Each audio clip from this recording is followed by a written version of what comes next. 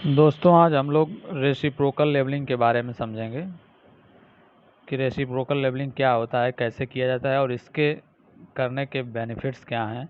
यह एक बहुत ही इम्पॉर्टेंट इनडायरेक्ट मेथड है सर्वेइंग का, लेबलिंग के अंतर्गत आता है और इसके बारे में पूरी डिटेल से हम लोग जानेंगे आज। और यकीन मानिए, इस वीडियो को देखने के बाद आप लोगों को कोई कन्फ्यूजन नहीं रहेगा। बच्चों को अक्सर इसमें कन्फ्यूजन देखा जाता है, कन्फ्यूजन हो जाता है, तो आज हम लोग इसे बढ़िया से समझते हैं। चलिए, तो सबसे पहली बात कि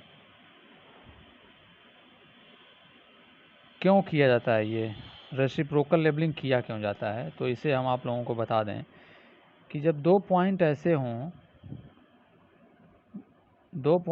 हों परस्पर ऐसे स्थित हों कि उनके बीच में इंस्ट्रूमेंट जो है कि स्थापित न किया जा सके और इन दोनों बिंदुओं के बीच का लेवल डिफरेंस निकालना हो, लेवल डिफरेंस इन दोनों के बीच का निकालना हो, तो इस केस में जो है कि रेसिप्रोकल लेवलिंग हम लोग करते हैं। जैसे यहाँ पे देख लीजिए, इस फिगर में इन दोनों के बीच में क्या आ गई है, एक रिवर आ गई है। अब इंस्ट्रूमेंट को हम लोग इसके बीच में, इन दोनों के बीच में कहीं रख तो सकते नहीं, और जब नहीं रख सकते तो क्या होगा, यहाँ पे ईरर आएगी किसके कारण, ड्यू टू रिफ्रैक्शन और कर्वेचर, अर्थ कर्वेचर और रिफ्रैक्शन के कारण यहाँ पे ईरर आएगी, जिसको हमने यहाँ से ई दिखा रखा है। तो ये ईरर आएगी। तो इसी को समाप्त करने के लिए हम लोग रेसिप्रोकल लेबलिंग का सहारा लेते हैं। तो चलिए देखिए कैसे करते हैं इसके बारे में हम लोग समझते हैं। तो सर्वप्रथम एक चीज़ आप लोग ध्यान में रखिएगा कि अगर इंस्ट्रूमेंट स्टेशन के नज़दीक में अगर स्टाफ हो, लेवल स्टाफ जो होता है, अगर इंस्ट्रूमेंट स्टेशन के अगर बिल्कुल ही पास में रखा जाए तो वहाँ पे ईरर जो है कि क्या होती है, निग्लेजिबल होती है। क्यों? क्योंकि दूरी बहुत कम है, तो ईरर जो है कि वहाँ पे निग्लेजिबल आ जाएगी। तो इसी चीज़ का हम लोग इसमें सहारा लेते हैं। और जब दूर, अगर उस लेवल इंस्ट्रूमेंट से अगर दूर स्टाफ जो है कि अगर रखा जाएगा स्टाफ को, तो वहाँ पे क्या है कि स्वाभाविक है कि दूरी ज़्यादा होगी तो यहाँ पे त्रुटि आएगी, कर्वेचर और रिफ्रैक्शन के कारण त्रुटि आएगी। तो इसी चीज़ को हम लोग समझते हैं। तो जैसे हमने मान लिया है पॉइंट ए है और ये पॉइंट बी है, इस प्रकार स्थित हैं कि इन दोनों के बीच में एक रिवर आ जा रही है, कुछ भी आ सकता है यहाँ पे ऑब्स्ट्रक्शन, ऐसा ऑब्स्ट्रक्शन जैसे खाई हो सकती है जिसमें कि आप लोग इंस्ट्रूमेंट को नहीं रख पाएंगे। तो इस केसेस में इसको किया जाता है। यहाँ पे हमने रिवर एक लेके चला है। तो चलिए देखिए, फिगर 1 से हम लोग शुरुआत करते हैं। तो सर्वप्रथम रीडिंग आपको बता देना है कि ये रीडिंग स्टेशन ए पे ए रीडिंग है, जब स्टाफ को हम लोग इंस्ट्रूमेंट के पास रखे हैं तो ये है, और यहाँ पे ईरर निग्लेजिबल होगी। और यहाँ पे बी है, मान के चल रहे हैं हम लोग, बी होनी चाहिए थी, लेकिन इसमें त्रुटि आ गई है ई की। क्योंकि अर्थ कर्वेचर और रिफ्रैक्शन को ध्यान में रखते हुए यहाँ पे ये ईरर आई है। तो H1 हमने लिखा है, माने इन दोनों के बीच का आप डिफरेंस इसी आधार पे हम लिख रहे हैं। जैसे कि तो यहाँ पे लिखेंगे, यहाँ पे मान लीजिए क्या आएगा, बी टोटल है और ई डिस्टेंस ये है, तो बी माइनस ई ये दूरी हो जाएगी। तो बी माइनस ई, और इसमें से ए को हम घटा देंगे, ए को माइनस कर देंगे, तो लेवल डिफरेंस फिगर 1 के केस में आ जाएगा। फिगर 1 के केस में लेवल डिफरेंस आ जाएगा। इसी प्रकार से फिगर 2 के केस में अब हम लोग लेके चल रहे हैं। तो फिगर 2 में देखिए, इस बार हमने क्या किया है कि इंस्ट्रूमेंट को पॉइंट बी पे रख दिया है, इंस्ट्रूमेंट को पॉइंट बी पे हमने रखा है। और पॉइंट बी पे रखने के बाद ठीक उसी के जस्ट बगल में ही हमने स्टाफ को रख के एक रीडिंग ले लिया है। तो ये वाली रीडिंग क्या होगी, इसमें त्रुटि निग्लेजिबल होगी, इसमें कोई त्रुटि नहीं होगी। और इसमें त्रुटि होगी तो इस त्रुटि को हमने ई मान रखा है, यहाँ पे ई आप लोगों को दिख रहा होगा। टोटल रीडिंग ए डैश यहाँ पे होनी चाहिए थी, लेकिन इसमें त्रुटि ई की आ रही है। और यहाँ पे जो स्टाफ की रीडिंग है इसको हमने बी डैश मान रखा है।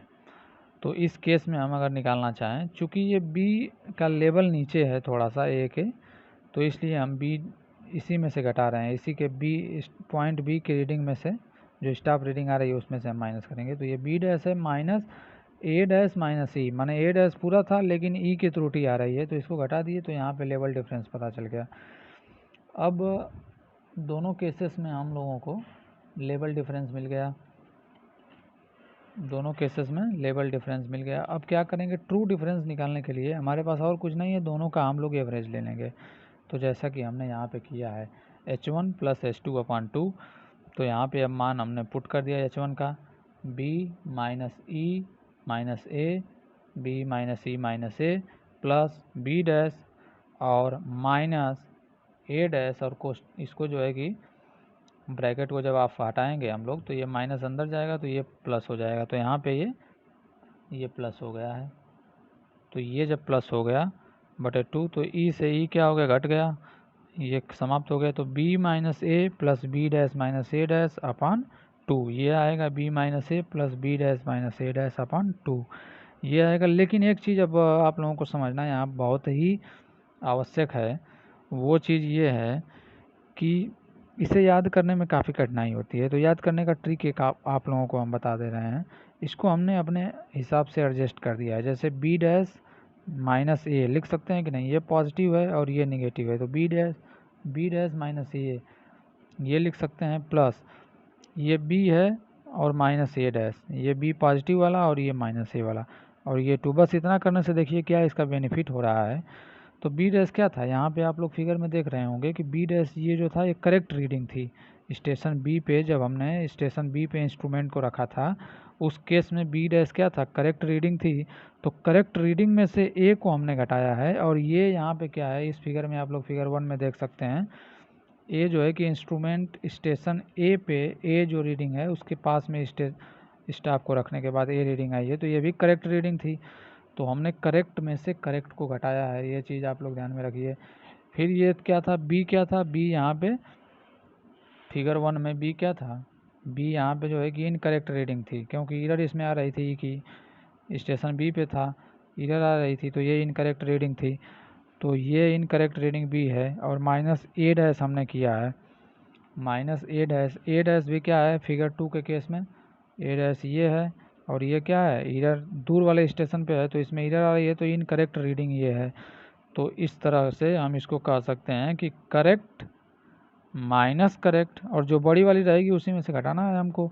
तो बड़ी वाली रीडिंग कौन है, जहाँ पे लेवल नीचे होगा, ग्राउंड लेवल जहाँ पे नीचे होगा वहाँ पे रीडिंग ज़्यादा आएगी स्टाफ की, तो इसलिए b डैश ये नीचे है इसके तुलना में, हमने ये पहले बता रखा है ये नीचे है।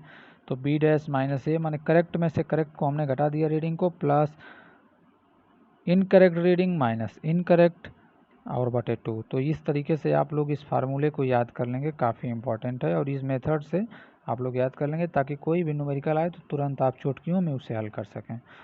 अब देखिए एक चीज़ इसके बारे में और हम बात करना चाहेंगे कि इसमें कौन सी त्रुटि को ये जो है कि समाप्त करता है, किस प्रकार की त्रुटियों को। तो रिफ्रैक्शन के कारण जो त्रुटि आती है उसको समाप्त कर देता है, और कर्वेचर ऑफ अर्थ कर्वेचर के कारण जो त्रुटि आती है उसको भी रेसिप्रोकल लेवलिंग समाप्त कर देता है, और कॉलिमेशन एरर जो आती है उसको भी ये समाप्त कर देता है। तो अक्सर ये क्वेश्चन बार पूछ लिया करता है ये कि रेसिप्रोकल लेवलिंग करने से किस प्रकार की त्रुटि को समाप्त किया जा सकता है।